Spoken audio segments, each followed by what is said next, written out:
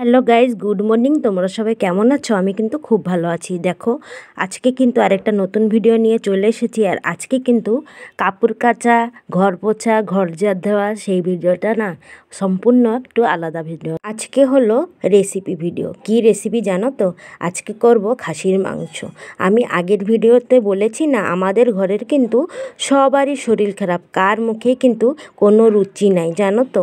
তাই আমার ছেলেটারও অনেক শরীর খারাপ, ও কিন্তু কদিন হয়েছে কিছুই খেতে চাচ্ছে না। তাই আমি আজকে ভাবলাম যে আমার শরীরটা তো এখন একটু ভালো হয়েছে, তার জন্য আমি বাজারে গিয়ে ওর পছন্দ মতন কিছু নিয়ে আসি। তাই বাজারে গিয়ে ভাবলাম যে না, খাসির মাংসটা নিয়ে যাই। আমি যদি রান্না করে দিই পেঁপে দিয়ে আলু দিয়ে, তার মনে হয় একটু খেতে পারবে।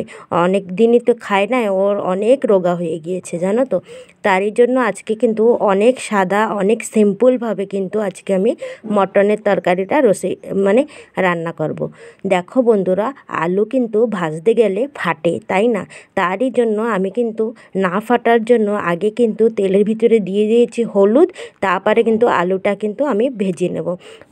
অমনি করে কিছু কিন্তু দিলে ফাটে না জানো তো। আর যে না জানো অবশ্যই একবার ট্রাই করবে, অবশ্যই জানতে পারবে। আমিও জানতাম না, আমি কিন্তু ইউটিউব থেকেই দেখেছি। তারই জন্য আমি ওরকমই করি, আমার কিন্তু ফাটে না আলুটা। দেখো বন্ধুরা, আমি রান্না বসিয়ে দিয়েছি, আলুটা কিন্তু ভাজা হয়ে গিয়েছে। তারপরে কিন্তু আলুটা তুলে দিয়েছি। তুলে দেওয়ার পরে সেই কড়াইতেই কিন্তু তেল দিয়ে সোমবারটা আগে দিয়েছি গরম মশলা আর জিরা। সেইটা একটু ভাজা ভাজা হওয়ার পরে কিন্তু আমি যে ম্যাগনেট করে মাংসটা রেখে দিয়েছিলাম সেটা কিন্তু দিয়ে দিলাম। দেখো, ম্যাগনেট করেছি খালি হলুদ, লবণ আর লঙ্কা গুঁড়ি দিয়ে, এর ভিতরে কিন্তু মশলা দিইনি।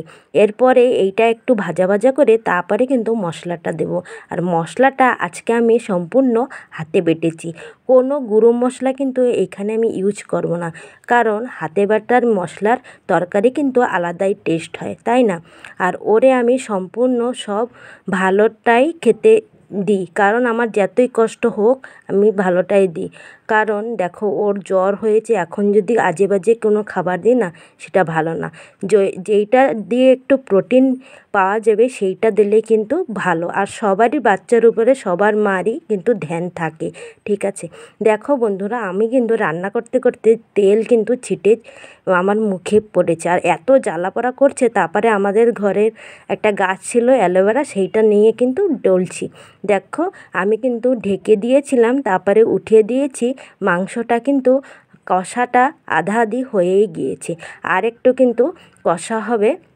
সের আগেই কিন্তু যে আলুটা আর পেঁপেটা আমি ভেজে রেখে দিয়েছিলাম সেইটা কিন্তু এখন দিয়ে দেবো। আর আগেই দিয়ে দিচ্ছি কিন্তু পেঁপেটা সিদ্ধ হতেও টাইম লাগে, আলুটা কিন্তু আগেই হয়ে যায় সিদ্ধ। তার জন্য আলুটা একটু পরে দেব, যখন ঝোলে দেব তখন কিন্তু আলুটা দিয়ে দেবো।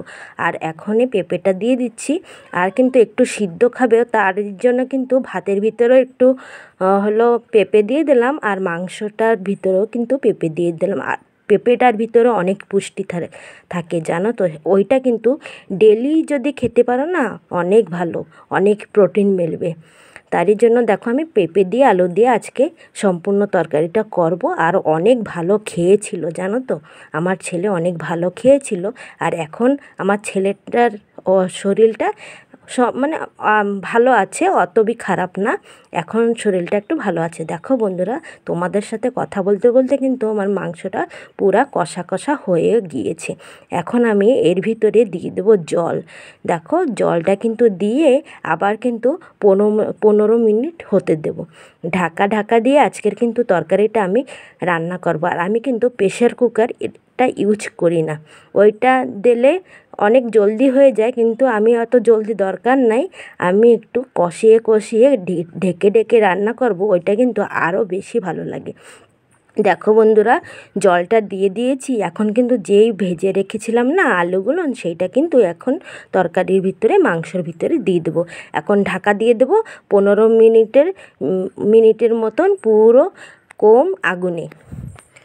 আর দেখো আমি কিন্তু ওটা রান্না করতে করতে সব পোছাপুছি আরও কাজ কিন্তু আমি করে নিয়েছি। সব তো দেখানি যায় না, আর দেখাতে গেলে না অনেক বড় ভিডিওটা হয়ে যায়, তার জন্য কিন্তু আর দেখাতে পারলাম না। দেখো 15 মিনিট পরে কিন্তু আমি উঠিয়ে দিয়েছি থালটা, যেটা দিকে ঢেকেছিলাম। এখন কিন্তু অনেকটাই সিদ্ধ হয়ে গিয়েছে, জানো তো, অনেকটা সিদ্ধ হয়ে গিয়েছে।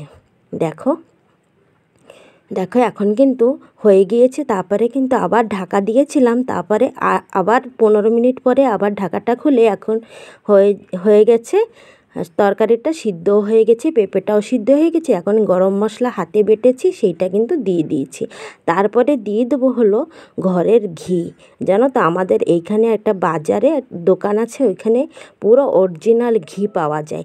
আমি কিন্তু ওইখান থেকেই কিন্তু ঘিটা আনি। আর আমি এখান থেকে এই ঘিটা কিন্তু অনেক বাইরে বাইরে সাপ্লাই হয়, জানো তো। এই ঘিটা যে এত টেস্ট, অরিজিনাল, কোনো মানে কিছু ভেজাল পাওয়াই যায় না ওই দোকানে, নিজেরা বানায়। এই দেখো সেই ঘিটা কিন্তু আমি এই মাংসর ভিতরে দিয়ে দিচ্ছি। আর ঘি দিলে কিন্তু অনেকই ভালো লাগে মাংসটা, জানো তো। আমি কিন্তু তোমাদের সাথে খেয়ে রিভিউটা দেব। দেখো আমি উঠাচ্ছি, আমি খাবো বলে বাইরে নিয়ে যেয়ে তারপরে খাবো। আমার ভিডিওটা যদি ভালো লাগে লাইক শেয়ার কমেন্ট করে দেবে। আর দেখো আমি রিভিউটা দিচ্ছি কেমন হয়েছে তরকারিটা, দেখো তোমরা ভিডিওটা। আমি কিন্তু মাংস নিয়ে চলে এসেছি, এবার আমি মাংসটা খাবো। এটা মাংস আর এটা হলো চর্বি। আমি চর্বিটা আগে খাবো, চর্বিটা খুব ভালো।